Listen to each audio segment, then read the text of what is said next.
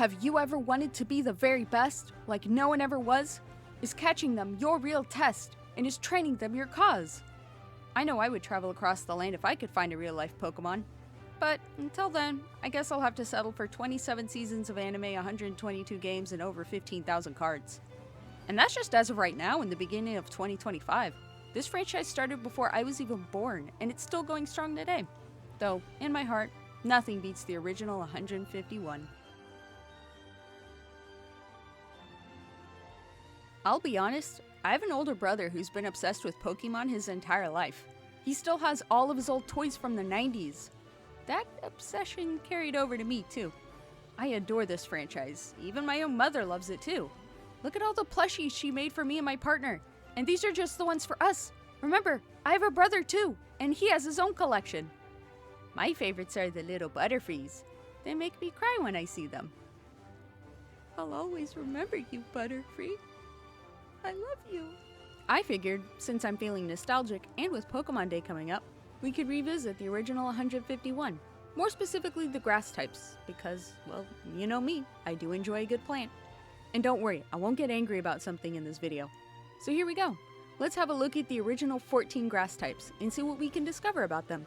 We can ask questions like, what kind of Pokemon are you, and how do you do the things you do? Let's get started. First up, Little Bulbasaur, the one who started it all, Pokemon number 1. Well, we can actually learn a lot just from that little bulb. Okay, I know the Pokédex calls it a seed, but come on, look at that and tell me it's not a perfect bulb. Anyways, it appears to be a non-tunicate bulb. This means it doesn't have that papery skin on the outside like you would see on an onion. It looks to resemble more of a lily bulb. We can tell this because it doesn't have a smooth outside. It has those bumps, meaning it has looser scales, and to me that says it's a non-tunicate. The strange thing about this bulb is the fact that it's green. Bulbs are modified leaves that store sugars underground. They don't have any chlorophyll typically because they don't see any sunlight. So a Bulbasaur has this modified bulb that can actually photosynthesize. This also means that Bulbasaur is a monocot. If you haven't seen my Monster Hunter video, monocots are plants that have petals in sets of 3s, irregular spaced vascular tissues, veins parallel to the edges, and one baby leaf called a cotyledon. We can tell this is a monocot just by the fact that it has a bulb in the first place. The only dicots that can have bulbs are a few Oxalis species, and this definitely isn't an Oxalis. Let's evolve that little Bulbasaur into an Ivysaur, shall we? Now what can we figure out? Well, that flower resembles a tulip to me. However, there is another. I will talk more about the flower when we get to Venusaur though. The leaves are interesting. They're definitely monocot leaves. They look almost like ripped up banana leaves. They don't look close enough to palm leaves though. Palms have pinnate leaves. This means they have a central stalk called a rachis with smaller leaves called leaflets coming off of it. And finally, the big guy, Venusaur. He has the same leaves as Ivysaur, so we don't really need to go into much more detail about them. I want to talk about that flower instead. It has 6 petals, which means, you guessed it, monocot for surezies, 100%. It has a palm-like trunk, so that's a pretty neat detail because they're also monocots. But that flower! I really wanted to call this a Rafflesia because that's what everyone does, even the creators. However, Rafflesias are dicots, meaning they have 5 petals. And plus, we already have a Pokemon based on those, which I will get to in a few minutes.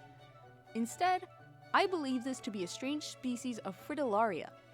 The flowers don't look identical, but the one thing that got my attention were the spots. They're both red or pink with white spots, which is pretty rare for a flower. I think it is a variety of Fritillaria that blooms upwards instead of facing down. Oh, and they also grow from a non-tunicate bulb. Pretty neat, huh? Now on to the next set of grass types, the Oddish family. Well, Oddish is a radish. Or maybe a beet. The large leaves appear to be long, flat, and lanceolate. This doesn't fit either of those. What else could he be? Oh, I've got it! Ramps! Allium trichocum, also known as ramps, are a type of onion that is popular with foragers in the eastern United States and Canada. The leaf shapes match, and it grows from a bulb, so I think this is what Oddish actually resembles. It evolves into Gloom. And to be completely honest, I'm just gonna talk about it with its evolution, Vileplume, as they're essentially the same flower, just One is in the bud stage, the other's in the blooming stage. The Pokédex talks about an awful stench and the largest petals, which can only mean it's our old buddy Rafflesia. This is the world's biggest flower, and the stinkiest. It smells like rotting flesh to attract insects, which then pollinate it. That's fun and all, but I think the real fascinating part is the fact that this flower is actually parasitic.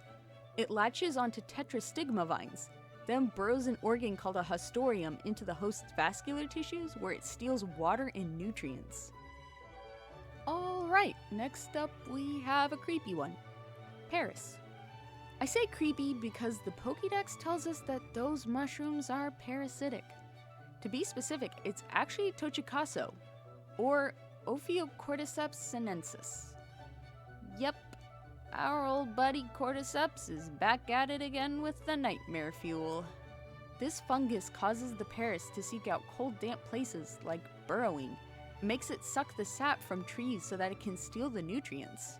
So that's uncomfortable, but that's nothing compared to Parasect. This is when the fungus has completely taken over. It controls all functions of the insect, which is actually pretty much dead. That really explains why its eyes are completely empty and stare into my soul. There's nobody home.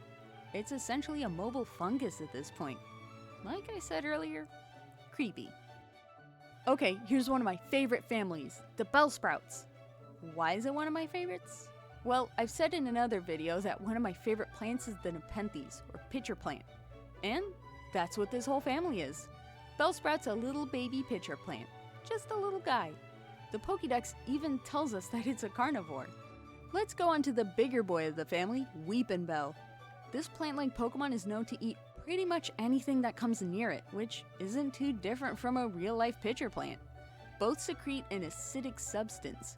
When an unlucky bug lands on the pitcher, the soft parts are melted and the plant reabsorbs the goo. This is the perfect fertilizer. And the biggest boy, Victreebel. So why would carnivorous plants even need to exist? Well, they live in areas with such low nutrient contents in the soil, they need a new way to get them. Their roots are super small and shriveled, and they're super sensitive. They always need to be wet, as most of them live in bogs. You can't water them with normal tap water either. They need to be watered with distilled, rain, or reverse osmosis water. This is because the minerals in the water are enough to kill the plant. I personally get my water from a dehumidifier. Works like a charm. They have to be in soil with no fertilizers too, since they will burn the roots. Okay, Exeggcute. You strange little guy. It's eggs. Like, I don't know what to say. It's just eggs. But Exeggutor, now that's a plant we can talk about. Cocos nucifera is the coconut tree, which, yeah, that's what Exeggutor is. He's a big ol' coconut tree. According to the Pokédex, when a head falls off, it starts a new clan of Exeggcute, which is pretty neat. I guess he's more than just eggs after all. Exeggutor? He's just a big stompy boy who's won my heart. There is not a thought behind those eyes. Oh, fun fact. Coconuts aren't actually a nut. Yeah, the name is kind of misleading. They're actually a drupe. Drupes are single seeds with fleshy outer membranes. A super common drupe that I love is a peach. Last one for this generation, Tangela. This is the perfect example of how plants don't work. I'm referring to the color specifically. Blue is a color that doesn't exist in flowers. Okay, I know what it looks like, but those aren't actually blue. Okay, so they're blue, but they aren't true blue. See, in order for plants to appear blue, they need to produce pigments called anthocyanins. This is actually a type of red though. They have just the right type and just the right dilution throughout the plant that it appears blue. Or, a pH change within the plant causes the anthocyanins to appear blue. However, plants don't have a true blue pigment. There isn't a single plant in the world that produces a pigment specifically for blue. So next time you see a blue flower, tell your friend it's actually red and watch the confused look on their face.